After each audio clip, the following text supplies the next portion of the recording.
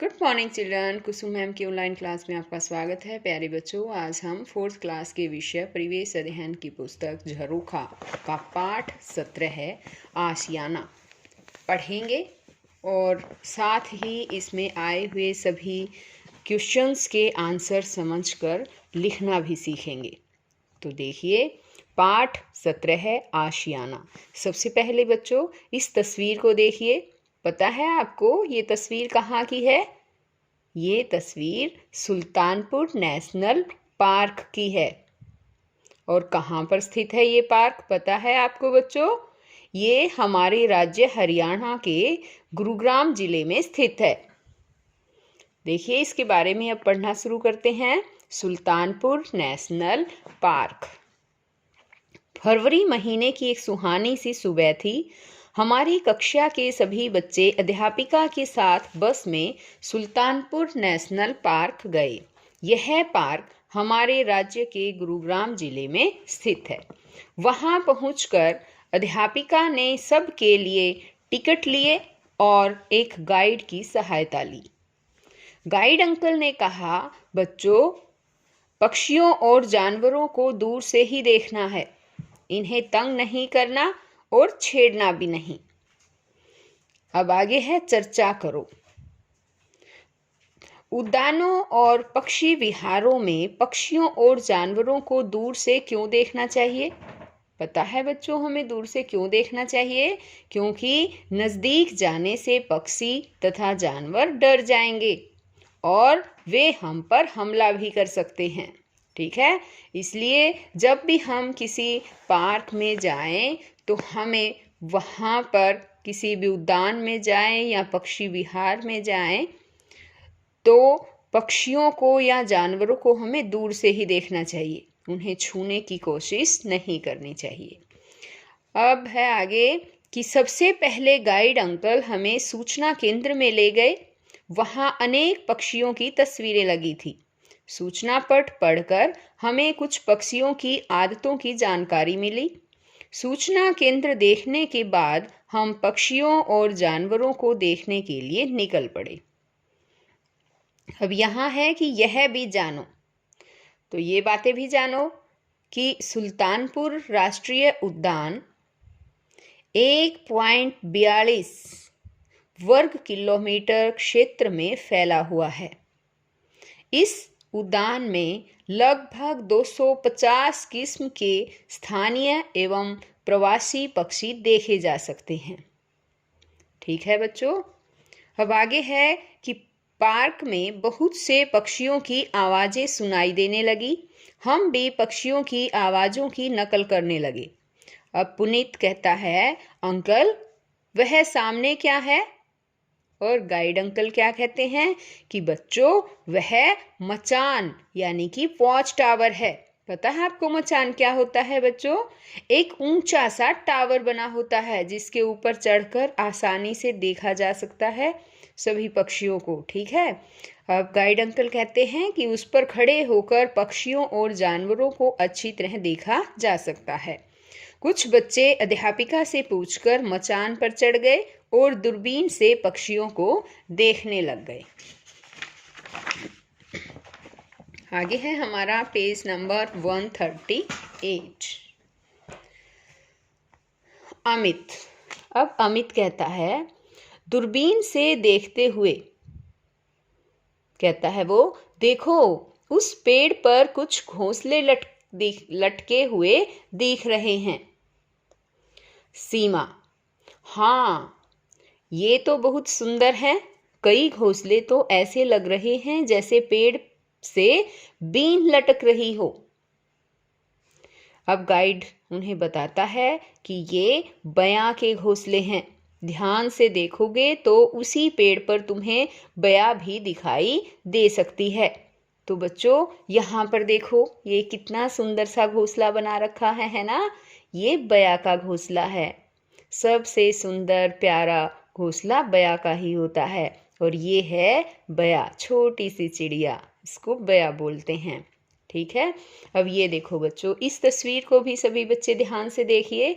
ये है मचान, ठीक है, यानी कि वॉच टावर।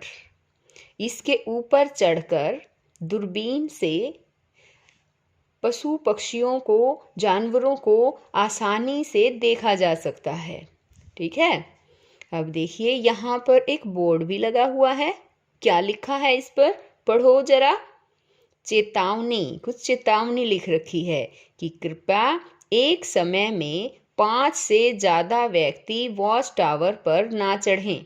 वॉच टावर पर बैठना, खाना पीना सख्त मना है। ठीक है, अच्छा जी, अब देखो यहाँ पर क्या क्या है बताओ, कौन से पक्षी हैं। हाँ, ये बतख है ना, और ये हंस, और बताओ शाबाश, और ये मछली है ना, और यहाँ पर तो ये कछुआ भी नज़र आ रहा है, और कुछ पक्षी भी है ना। अब आगे है कि यह भी जानो, बहुत ही बारीकी और कारीगरी से बुनकर बया अपना घोंसला बनाता है, इसलिए इसे वीवर पक्षी भी कहते हैं। नर वीवर अपने अपने घोंसले बनाते हैं और मादा वीवर उन घोंसलों को देखती है। उसे जो घोंसला अच्छा लगता है वह उसी में अंडे देती है। अब आगे देखो बच्चों, चित्र देखो और लिखो। बया के घोंसले का आकार कैसा है? देखो बच्चों, बया के घोंसले का आकार ध्यान से देखो, शाबाश। किसके जैसा लग रहा है ये आपको?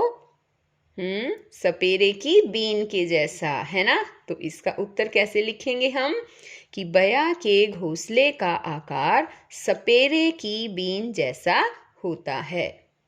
अब आगे है कि बया का घोंसला किन चीज़ों से बना है?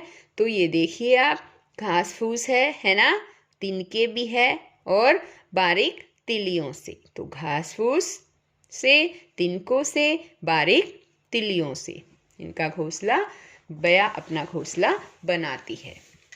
अब आगे है पेज नंबर 139। कोमल बोलती है, अब मुझे भी दूरबीन से देखने दो। अमित ने दूरबीन कोमल को दे दी।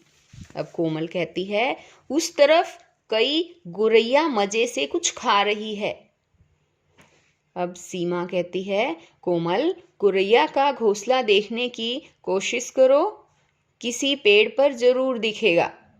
अब कोमल कहती है, यहाँ तो कहीं नहीं दिख रहा, पर मैंने अपने घर के रोशनदान में गुरैया का घोंसला देखा है।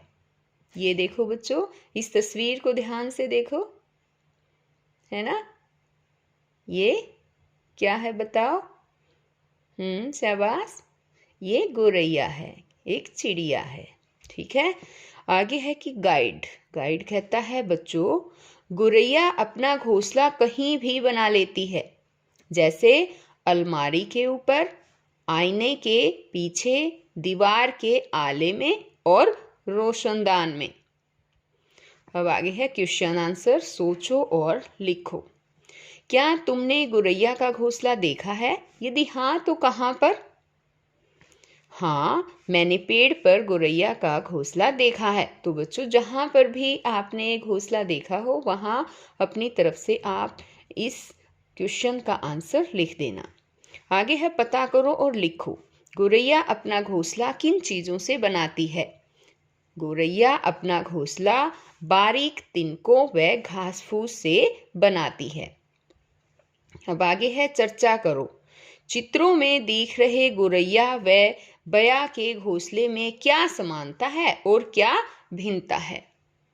तो बच्चों, हमें गोरैया का घोंसला भी देखा हमने, है ना, और हमने बया का घोंसला भी देखा। उन दोनों के घोंसले में क्या क्या समानता दिखी और क्या क्या भिन्नता दिखी, आप मुझे बताओ जरा।